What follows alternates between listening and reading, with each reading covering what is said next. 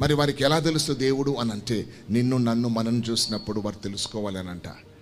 నిన్ను చూసినప్పుడు, నన్ను చూసినప్పుడు, మనం చూసినప్పుడు వీరి దేవుడు ఎవరు, వీరి దేవుని రాజ్యం ఎలా ఉంటుంది, బైబిల్లో ఏమున్నది, వీళ్ళు ఏం చదువుతున్నారు, ఏం నేర్చుకుంటున్నారు అనేది మనల్ని చూసినప్పుడు వాళ్ళకి అర్థమవుతుంది.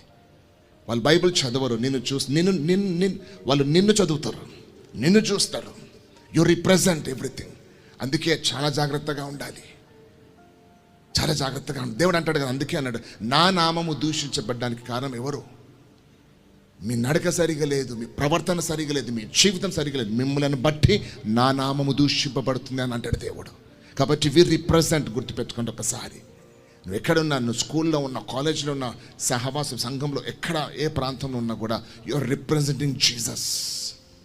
నువ్వు బైబిల్ని రిప్రజెంట్ చేస్తున్నావు, దేవుని రాజ్యాన్ని రిప్రజెంట్ చేస్తున్నావు, దేవుని నామాన్ని ధరించుకున్నావు. నీవు అందుకొరకు నువ్వు చాలా జాగ్రత్తగా ఉండాలి. నువ్వు స్నేహితుల ముందు, స్నేహితుల దగ్గర కూడా, నీ చుట్టుపక్కల ఉన్న అంత మనుషుల మధ్యలో నీవు ఉన్నావు.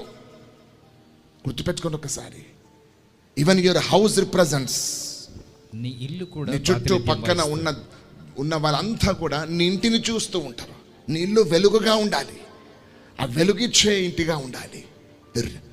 వాళ్ళు నేను చూస్తూ ఉంటారు. గుర్తుపెట్టుకుని. అందుకే నేను సాక్ష్యం, నా ఇంటి సాక్ష్యంగా, నా ప్రవర్తన సాక్ష్యంగా ఉండాలన్న మాట గుర్తుపెట్టుకుని. సో ఇక్కడ నేను ఒక మాట చెప్తాను చూడండి. ఇక్కడ దేవుడు ఎందుకు బాధపడుతాడు? నేను అంటాడు ఇజ్రాయెల్ ప్రజలు ఏమంటారు, దేవుడు అంటాడు ఇజ్రాయెల్ ప్రజలతో, నేను నీకు ఇన్ని మేలు చేసిన, నేను ఇవి చేసిన, నేను ఇలా నడిపించిన, నేను రక్షించిన, నేను మీకు ఇలా విజయాలు అనుగ్రహిస్తున్నా కూడా ఆయన ఏమంటాడు, మీకు నా మీద ప్రేమ లేదు, నేనెవరో మీకు తెలియదు అంటాడు దేవుడు ఇక్కడ. ఇజ్రాయెల్ ప్రజలు, నేను మీకు తండ్రిని అయితే నాకు రావాల్సిన ఘనత ఏది? నేను మీకు యజమానునైతే నాతో మీరు సహవాసం ఏది అని అంటున్నాడు. గుర్తుపెట్టుకోండి ఒకసారి. సో ఇక్కడ గాడ్ ఇక్కడ ఏంటిదని అంటే, ఒక ఎద్దును ఇంకా ఒక గాడిద గురించి మాట్లాడుతున్నాడు. ఇవి మన మామూలుగా ఇవి లోకంలో వీటి గురించి ఏంటిదని అంటే, వీటి గొప్పగా చెప్పుకోరు వీటిని, ఎందుకంటే తిట్టడానికి వాడతారు. ఎరా గాడిద, అనవసరం అంటే చీప్గా డంప్ ఇవి.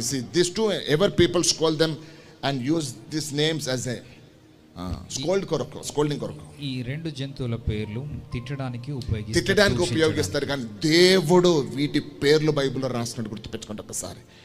See, God mentions these two animals for a reason. ఈ రెండు జంతువులను దేవుడు ఒక ప్రత్యేక కారణాన్ని బట్టి పలికినాడు.